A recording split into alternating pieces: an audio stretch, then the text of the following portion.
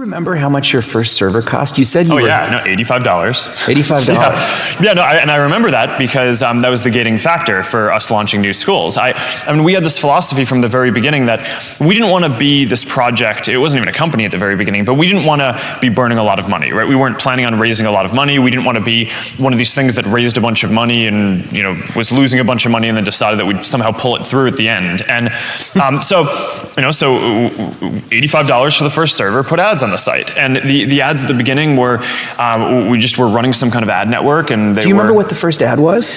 No, I don't. I don't. How did you get ads?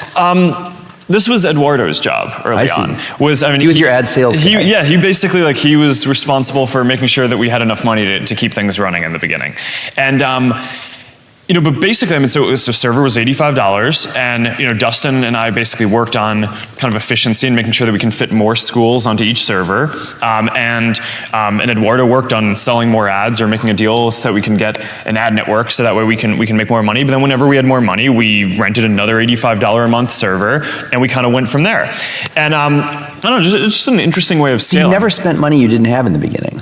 Not in the beginning. No, and then, I mean, even that was the constraint on your growth rate? How many new $85s you could get? Yeah, and I mean, it was actually good because, I mean, sometimes it's really nice to have the time to get your product to be awesome and deal with scaling problems. And one of the things that was interesting was, at the time, I don't know how many people remember this, but I mean, Friendster was the service that had massive scaling problems. Yeah. And the idea was they grew quickly, and it was really hard for them to scale. And the fact that we could kind of go college by college and kind of optimize the service and make it more efficient and offer new features, but make sure that they worked, I think was really key. I mean, you're talking about people who had never built a company before. We'd never built any large-scale software or anything. So having that period where we could just bake it, and people these days like to talk about how these services grow super quickly. And Facebook did grow quickly, but I think it took a year for us to get 1 million users. And we thought that was incredibly fast, but and I think it is, but it wasn't as quick as a lot of things grow today. And I think actually having that time